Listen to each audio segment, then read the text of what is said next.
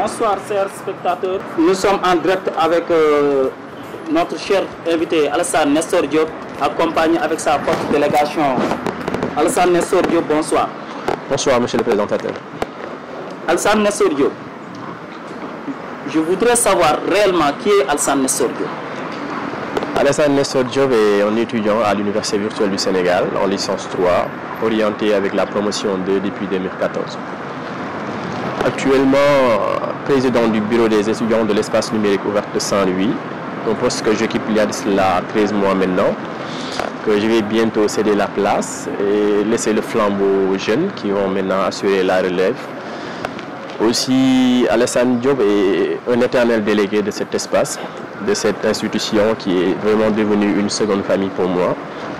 Alors là, je m'en arrête là pour le moment, c'est Alassane DIOP. Oui, j'espère que c'est bien. Vous êtes le président sortant du BENO. En tant que le président sortant du BENO, Alassane Nestor DIOP, on a vu la présence de deux nouveaux candidats qui sont en train de battre leur campagne. La nouvelle vision et une nouvelle orientation qui vont essayer bientôt de vous succéder le 13. Mais Alassane Nestor DIOP, pouvez-nous faire votre bilan académique de l'année 2017-18? Alors, avant de commencer par faire mon bilan, monsieur le présentateur, je dirais tout simplement que je ne suis pas président de BENO il y a de cela 13 mois. J'ai été orienté à l'Université virtuelle du Sénégal, je me souviens, en 2014.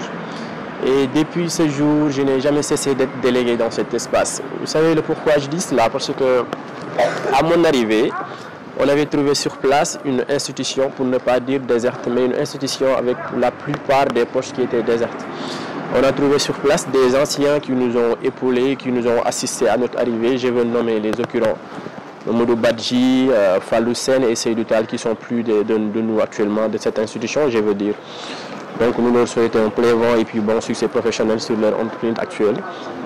Sur ce, nous avions demandé à avoir un renouvellement dans le but d'intégrer cette institution afin d'apporter notre édifice à la structure universitaire que nous comptons maintenant, nous faisons partie. Sur ce, des élections transparentes, libres ont été organisées, assemblée générale comme on dit dans toutes les institutions universitaires. Et après cela, je suis devenu chargé de la communication et des relations extérieures. C'est là où a commencé ma mission, c'est là où j'ai commencé à servir ma communauté, c'est là où j'ai commencé à me forger, dans le but de me préparer pour une éventualité présente qui est actuellement de diriger cette institution, ce qui est vraiment quelque chose de réussi. Je n'ai pas été pendant une seule année, mais je l'ai été pendant 2 voire 3 ans même, je dirais bien. Parce que je fais partie des étudiants qui se sont succédés sur les 2 bureaux, bien 3 bureaux qui ont eu à exister durant tout le cursus universitaire de 2014 à maintenant. J'ai été chargé de com pendant 2 années, pendant 2 renouvellements, puis vice-président avec le président Baye Mandiaye, avant de devenir maintenant Alassane DIOP, président du BENO de Saint-Louis. Maintenant, après une année vraiment de dur labeur, ça n'a jamais été quelque chose de facile parce que diriger, c'est jamais facile. Comme on dit, il y a toujours des points positifs, mais il y a aussi des points occultes, c'est-à-dire négatifs. On a su garder la tête très haute dans le but tout simplement de comprendre le principe qui est, quand on dirige, c'est obligatoirement entendu des ragots, des sottises, des bêtises, mais on a su garder le calme, la tête très haute et puis maintenant réussir le cap. Comme vous le savez maintenant, je dis toujours que ça a été une année vraiment bouleversante, ça a été une année trop mouvementée, avec trop de réalisations, mais aussi trop de pression, mais on n'a jamais cédé face à la pression. Parce que je disais tout simplement qu'on ne cède jamais ou bien on n'abandonne jamais quelque chose que l'on aime. Cette institution fait partie de ma vie et restera une partie importante dans ma vie. Quoi que l'on puisse dire, c'est devenu une famille, c'est devenu comme une seconde maison pour moi. Donc j'ai toujours aimé cette institution et je continuerai à l'aimer. Quoi que l'on puisse dire, quoi que l'on puisse faire, je me réclame être le président d'honneur de cette université, de cet espace. Quoi que l'on puisse dire, je pars avec la tête très haute. C'est vraiment important, partir avec la tête très haute. Quoi que l'on puisse dire, mon nom restera gravé dans cette institution en lettres d'or. Je ne suis pas du genre à attendre que l'on fait des éloges sur ma personne, mais je sais ce que j'ai réalisé, ce que j'ai fait pendant une année avec une équipe vraiment dynamique, engagée, une équipe soudée, qui ont su épauler, qui ont su me réconforter pendant des moments de doute. Parce que vous savez, dans la vie, il est important, voire très important même, d'avoir été accompagné par une équipe qui est dynamique et qui sait vous comprendre, qui savent vous comprendre, excusez-moi du fond. Ils ont été à la hauteur. Ils m'ont épaulé, ils m'ont assisté. Une équipe vraiment qui est devenue une seconde famille.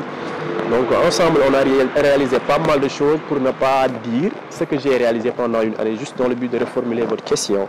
On a su ensemble relever pas mal de choses. Donc pour vous faire un petit bilan, je dirais pour le volet pédagogique, ce fut le volet le plus accentué sur le programme que j'avais proposé. Tout notre programme là-dessus, c'était le volet pédagogique. L'objectif, c'était de rehausser le niveau de l'étudiant de l'ENO de Saint-Louis. Donner une image vraiment qui décline, une image positive, mais aussi une image qui impacte sur l'espace, mais aussi sur l'institution mère qui est l'Université virtuelle du Sénégal. Donc je pense que c'est un défi relevé, parce qu'à chaque fois que je passe au niveau du siège, je rencontre le coordonnateur ou bien les directeurs de cette institution, ils me disent que ce fut toujours un plaisir de recevoir les étudiants de Saint-Louis, parce qu'ils se distinguent par rapport aux autres étudiants. Donc c'était vraiment l'objectif majeur. Alors avec le président dynamique qui est là à nos côtés aujourd'hui, M. Abdourahmane Sarr, avec son équipe, Merci et les autres, on a su organiser un tournoi, bien des tournois de débattants, de génie en herbe, qui, l'objectif principal, c'était de permettre à l'étudiant, en tant qu'étudiant, d'avoir la possibilité maintenant de s'exprimer librement, d'avoir la confiance en soi, d'être quelqu'un de vraiment indépendant, libre, mais aussi quelqu'un qui saura dans le futur défendre ses idées sans pour autant se plaindre, sans pour autant se ranger dans les idéologies de quelqu'un pour ne pas dire que l'essentiel a été dit, mais quelqu'un qui soit en mesure de défendre sa position, mais aussi d'avoir des gains de cause. C'était l'objectif, mais aussi familiariser l'institution mère. Parce que vous savez, il était très déplaisant de voir comment l'institution, bien l'ENO de Saint-Louis a été divisée. Chaque filière tirée de son côté, chaque filière essayait d'avoir une suprématie sur les autres filières. L'objectif mère, c'était d'avoir une famille regroupée qui est l'ENO de Saint-Louis. Donc je pense qu'on a réussi à une forte émotion, on a réussi avec un fort pourcentage, l'objectif principal. Et on a su aussi former des gens vraiment qui, quand je les vois il y a de cela un an avant et que je les vois aujourd'hui, j'ai vraiment envie d'applaudir l'équipe pédagogique, mais aussi d'applaudir tous les membres du BENO, parce qu'ils ont su former des personnes, des personnalités, mais aussi des personnes qui sont libres de présenter ou bien de défendre des idéologies, quel que soit l'endroit. Si nous prenons le volet social, je dis que ce fut le volet le plus mouvementé, parce que comme vous savez, le volet social regroupe en son sein les problèmes de bourse, les problèmes de machines, parce que vous savez qu'un étudiant à l'Université virtuelle du Sénégal, son outil de travail, c'est vraiment pas un étudiant. Parce que, oui, c'est ça. Alors, on avait su rencontrer pas mal de problèmes de bourse, des omissions, mais avec mademoiselle Binta Sow et l'ensemble de son équipe, ils ont su à chaque fois ouvrir des listes que nous essayons à chaque fois de traiter au niveau de la direction des bourses, en l'occurrence Madame Ba, qui nous a toujours soutenus dans ce volet, mais aussi au niveau de l'ACP avec Ousmane Gueye, un ami avec qui vraiment il a tout fait pour leur faciliter la tâche.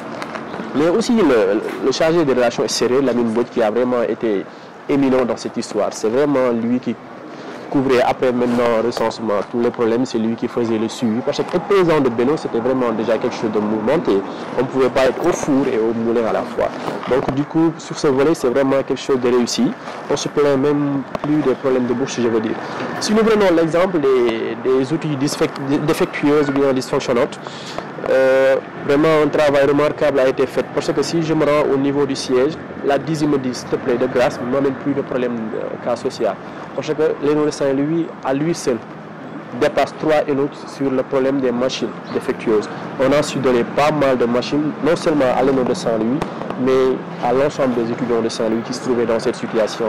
Et le plus important dans tout ça, c'est que ça se faisait dans la discrétion, dans la toute discrétion, pas dans le but on faisait rien pour maintenant se dire que le BENO a fait ceci ou bien le BENO a fait cela. Vous allez voir, de la promotion 1 à la promotion 4, beaucoup d'étudiants ont bénéficié de ce programme social. Et on a pu changer leur ordinateur, mais sans jamais faire de bruit vraiment. C'était juste parce que c'est le nom qui l'indique, le volet social. Donc on devait vraiment couvrir la couverture sociale de la famille de l'étudiant. C'est la raison pour laquelle. Si nous prenons le principe objectif, Le principe sportif, autant pour moi, c'était vraiment l'année pour la première fois où des compétitions ont eu lieu dans cet espace numérique ouvert. C'était vraiment un désir de l'Université virtuelle du Sénégal de vraiment unifier la famille à travers la coupe du coordonnateur. Donc sur ce, le tournoi a été organisé, ça s'est joué dans la fair play. Dans le fair play, autant pour moi, il n'y a jamais eu de cas d'agression, on n'a jamais noté des tensions entre filières, on n'a jamais vraiment noté des accords ou bien sur les décisions arbitrales ou bien du commission. C'est vraiment un succès que je dois à la commission sportive, en l'occurrence M. Ousseinouka, Ousmane Ndiaye et l'ensemble de l'équipe qui les ont accompagnés. Mais aussi, si nous prenons le volet maintenant finance, ce fut le volet où il y a plus de transparence.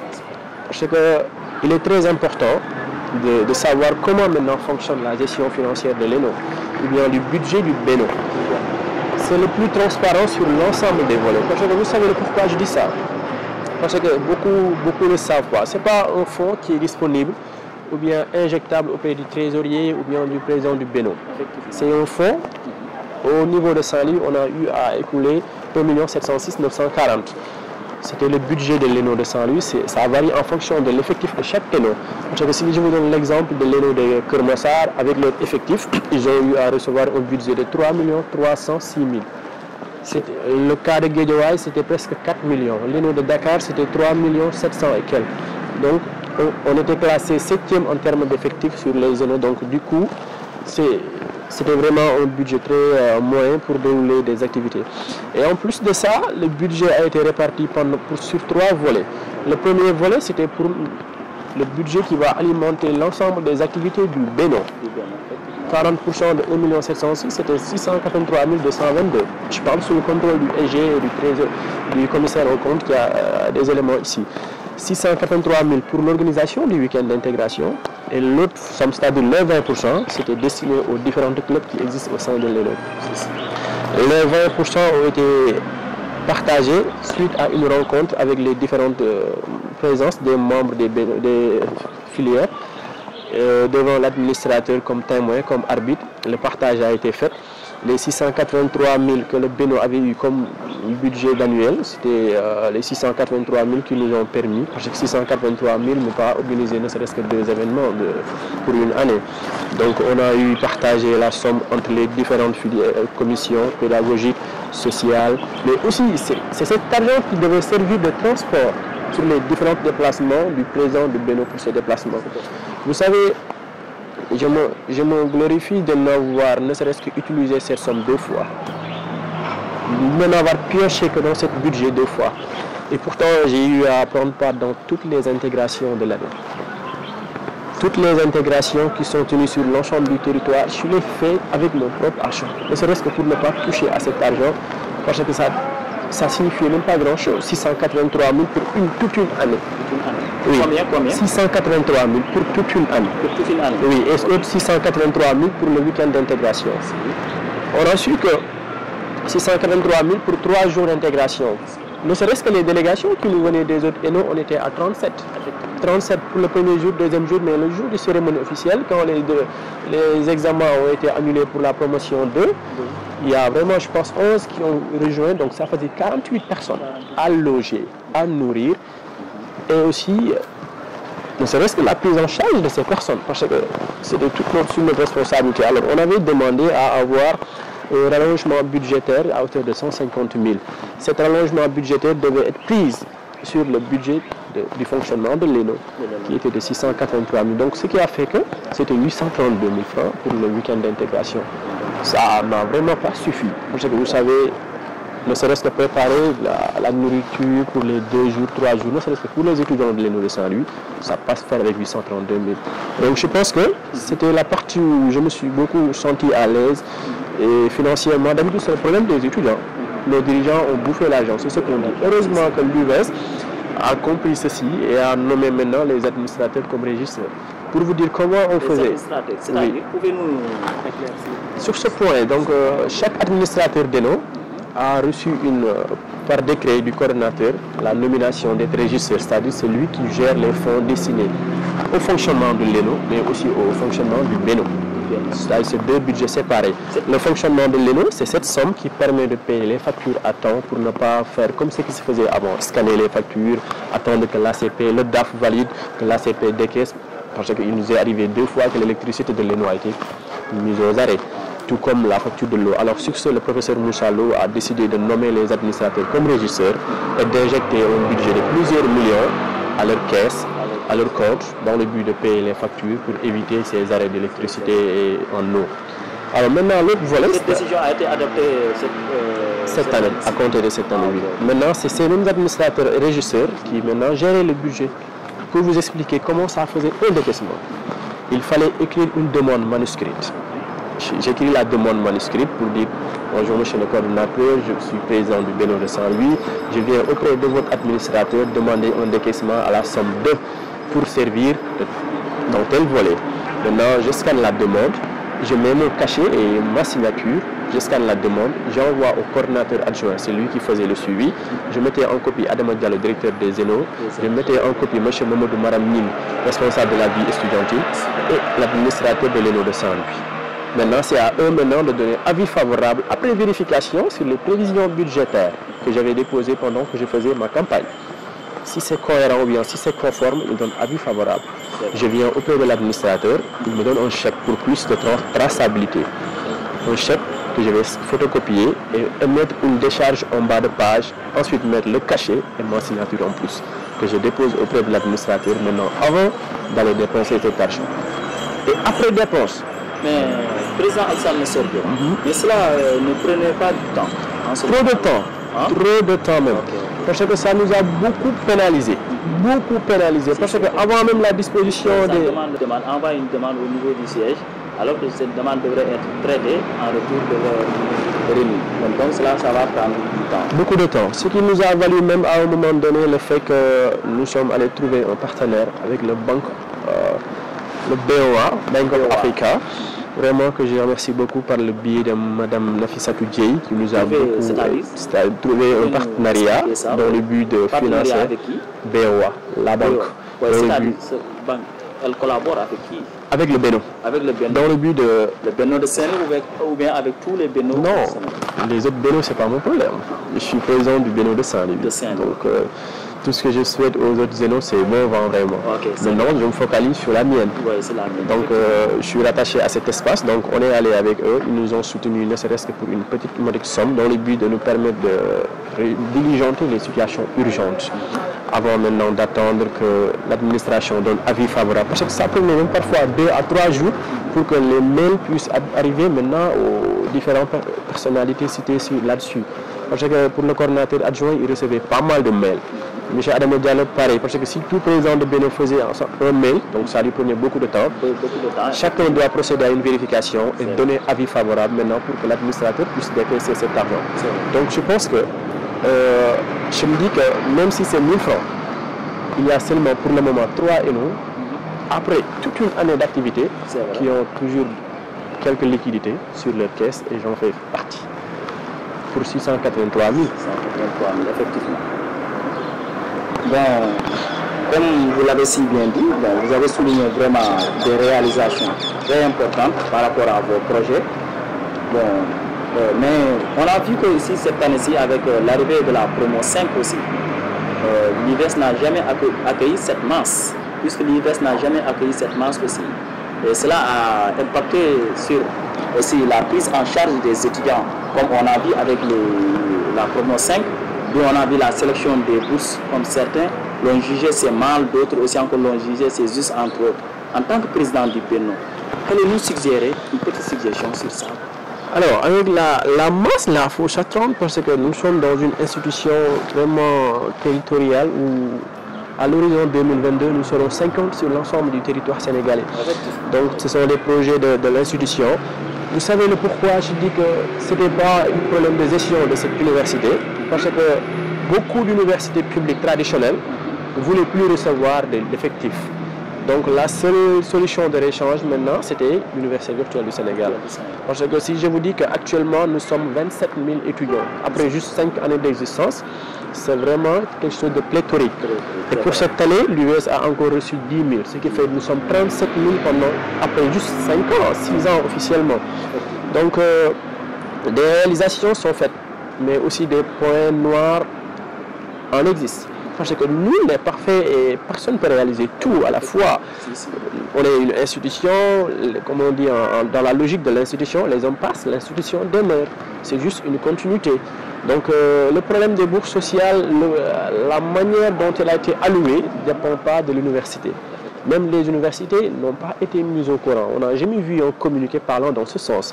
C'est juste l'adression des bourses par son directeur, M. Alassane Konaté, docteur Alassane Konaté autant pour moi, qui a fait un communiqué disant que des demandes ne sont plus acceptées, des demandes bien physiques.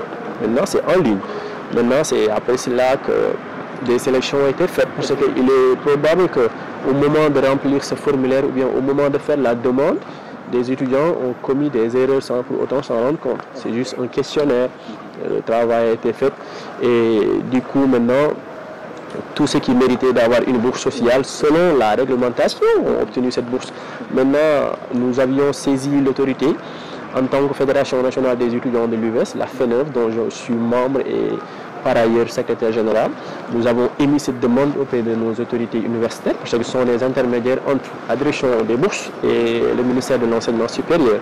Ils nous ont dit que ça ne dépendait vraiment pas d'eux et c'est une décision ministérielle. C'est suite à une arrêté ministériel, mais il fallait s'y attendre. Parce que quand l'État du Sénégal se permet, avec un budget aussi médiocre pour l'enseignement supérieur, de décider de revaloriser le budget de l'étudiant ou bien la bourse de l'étudiant, il fallait s'y attendre. Parce qu'on ne fait rien sans pour avoir en contrepartie négatif là-dessus. C'est ça. Bon, Alassane, on a dit qu'avec les deux candidats, c'est le 13 qui sera l'élection.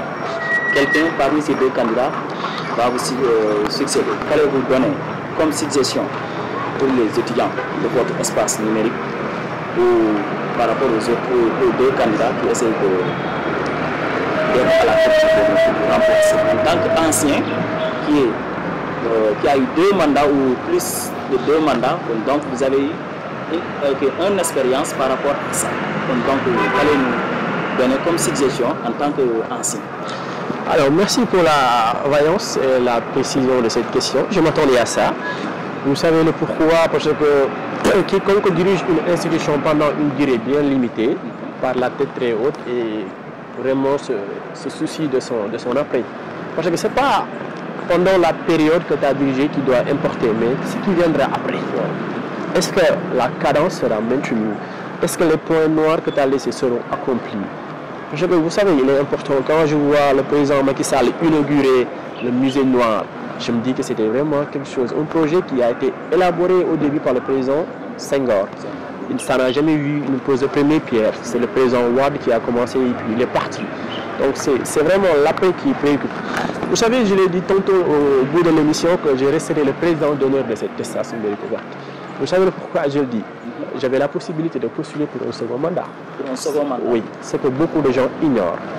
Parce que sur les textes, on dit que... Les textes le valident, hein? Oui, c'est ce que je vous tenais à expliquer. Le texte l'autorise, c'est-à-dire que c'est le BENO qui n'est pas renouvelable. C'est-à-dire c'est le BENO, c'est l'institution qui n'est pas renouvelable. Les 5 postes qu'on appelle le collège de l'élu. Mais le président du BENO peut postuler pour un second mandat. Pourquoi le BENO n'est pas renouvelable maintenant? C'est pour permettre à d'autres d'intégrer. C'est-à-dire si je devais me présenter, je ne vais pas reconduire le même bureau. Mais je vais changer les personnes. Mais les textes n'interdisent pas que le président du BENO postule pour sa succession. Le pourquoi je ne l'ai pas fait, c'est qu'il est grand temps pour moi et aussi les membres qui m'ont accompagné pendant une année de vraiment avoir du temps pour eux-mêmes. Parce qu'être président de BENO, c'est être au service des étudiants. Être membre d'un BENO, c'est vraiment être l'esclave de l'étudiant. On est de nature ingrat. C'est une citation que je reçois de ma mère et que je garde très précisément. Il me dit que tout ce que tu fais de positif, il le considère comme un droit. Et tout ce que tu fais de négatif, il oublie que tu es juste un être humain et un camarade. Maintenant, il me dit tout simplement de faire les bonnes choses mais de les placer dans la corbeille. Elle n'a pas dit supprimer définitivement, mais dans la corbeille. Parce qu'il y aura toujours des points sombres. Et quand ça arrive, c'est maintenant retourner à la corbeille et restaurer toutes les bonnes choses qui ont été faites. Ça sert de motivation pour aller de l'avant. Alors, pour ma succession, j'ai vu des candidats qui sont à la hauteur, je dis bien, par leur engagement, par l'expertise, ou bien par leur vécu du passé. Je ne donnerai pas de suggestions négatives. Tout ce que je leur dis, c'est de faire les choses dans les règles de l'art. Juste de faire les choses dans les règles de l'art, parce que quoi que l'on puisse dire, quoi que l'on puisse faire, on restera des étudiants de l'Université virtuelle du Sénégal jusqu'à l'obtention de nos diplômes ou bien jusqu'à la fin de notre cursus et que chacun part de son côté. Les élections, c'est juste quelques jours, bien quelques semaines. On est appelé à vivre au-delà de ça. Une cohabitation pacifique, une cohabitation vraiment pour le bien-être de l'ensemble des étudiants. Parce que comme j'ai eu à le dire ou bien à le publier sur mes statuts, je disais que on passe et on redevient des étudiants de l'espace. Ça me fait tellement plaisir de savoir que le 2 janvier, au-delà de 13h, je ne serai plus Alassane Nestor DIOP, président du BENO'SL M, mais justement Alassane Diop, étudiant de l'UVS. Ou bien même, peut-être pas, je ne serai même plus un étudiant de l'UVS. On ne sait jamais, parce qu'il y a des ambitions sur le court terme, sur le moyen terme comme sur le long terme. Et vraiment, je pense que, en fait, ce n'est pas le sujet, mais je pense que c'est vraiment au-delà de l'UVS, les ambitions sur le court terme actuellement. Donc je dis tout simplement aux deux candidats de faire très attention sur la façon dont ils font campagne. Ce n'est pas important de diaboliser l'adversaire. Ce n'est pas important de donner ses points négatifs. Ce n'est pas important d'exposer la vie de son adversaire. Parce que c'est vraiment des choses très confidentielles. Mais aussi, je ne dois pas servir, et malheureusement c'est déplorable, je le vois à travers des fichiers audio que l'on m'envoie venant des candidats ou bien de ceux qui accompagnent les candidats, des fichiers audio qui parlent sur la personne de Alassane Diop. Des fichiers vraiment qui font très mal même. Parfois des messages qu'ils envoient, des captures d'écran que je reçois à travers des sympathisants. Pour dire que c'est vraiment pas la façon. On ne doit pas faire la politique comme le font nos hommes politiques. On est juste des étudiants. C'est vraiment déplorable quand je vois ou bien quand j'entends des gens dire que dans le champ politique, tous les coups sont admis. On n'est pas dans ce champ politique.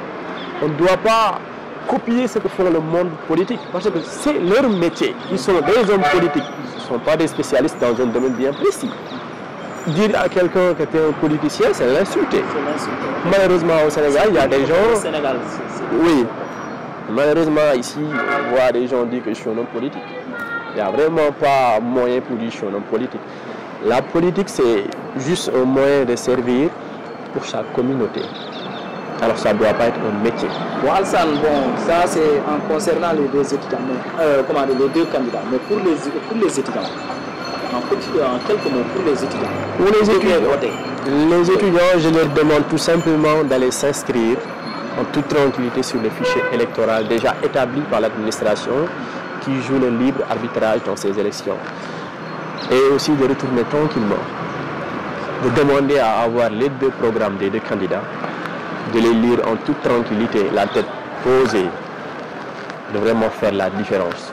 Parce que voter pour quelqu'un qui doit représenter une immense étudianté, je ne dis pas des paysans, nous ne sommes pas des éleveurs, nous ne sommes pas des analphabètes. Nous sommes un corps très respecté, on est des étudiants. Tout ce que je demande aux étudiants qui vont voter le jour J, c'est d'aller demander les programmes des deux candidats, de les lire la tête très posée et de pouvoir faire la différence le jour J à travers les programmes, à travers les projets, mais pas à travers le beau discours, parce que ça rime à rien du tout. Vous savez pourquoi je dis ça? Parce que, vous savez, ils sont appelés à nous représenter devant l'autorité suprême. Ils sont appelés à nous recevoir devant les ministres. Ils sont appelés à nous représenter devant le monde extérieur qui ne connaissent pas l'université. Alors c'est à eux maintenant d'être les ambassadeurs de cette université que nous sommes. D'aller voter le jour J tranquillement, ne pas traîner même dans les parages, voter et rentrer chez eux. Maintenant, à la sortie des résultats, la proclamation se fera. Le candidat heureux, vraiment on lui souhaite bon vent et un plein succès sur les réalisations qu'il a entreprises et aussi dire du courage aux candidats malheureux et de continuer maintenant parce que les seuls objectifs, c'est servir la communauté estudiantine de l'ENO-SL M. En 3 mots, la MIT TV de votre phénomène qui vous a toujours accompagné dans vos programmes, même s'il est venu tardivement, vous accompagnez. Alors, je dirais tout simplement, je suis vraiment comblé parce qu'il est important de le souligner. Je me souviens quand on était en une réunion de Beno, comme j'avais l'habitude de le faire, inviter les responsables des filières pour une transparence. J'avais demandé à Diao, pourquoi pas mettre une structure multimédia dans le but de couvrir les événements qui se font. Je vous remercie parce que pendant le week-end d'intégration, vous avez eu à présenter une affiche vraiment top. Même les infographes de l'Université virtuelle du Sénégal m'ont posé la question pourquoi solliciter des professionnels alors que la DCM pouvait le faire gratuitement. Je dis vraiment, ce n'est pas le travail des professionnels comme vous le dites, mais c'est le travail des étudiants qui se réclament professionnels parce qu'ils ont réalisé quelque chose de professionnel. Je vous avais promis de vous accompagner avec l'administration pour que vous puissiez avoir accès facilement au matériel, quelque chose de fait. Je vous avais promis de vous accompagner pour la création de votre page YouTube dans le but de loger vos données. C'est vraiment quelque chose que vous avez accompli. Donc je pense que félicitations, c'est le mot. Du courage et puis plein succès sur les entreprises du présent comme celles du futur. Merci d'avoir eu la chance de penser aux 2 candidats dans le but de les accompagner et puis de leur permettre de valoriser le programme mais aussi de convaincre à travers l'émission 15 minutes pour convaincre que j'ai eu à suivre. Vraiment, c'est vraiment du lourd. Il reste encore des choses à améliorer.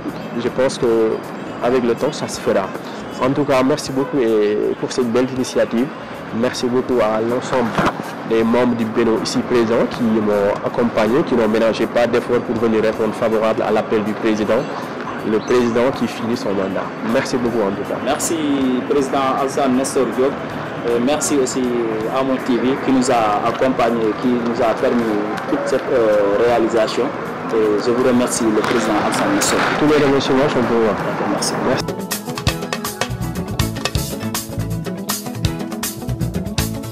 Góor baax na jigéen baax na jub daal mooy li wóor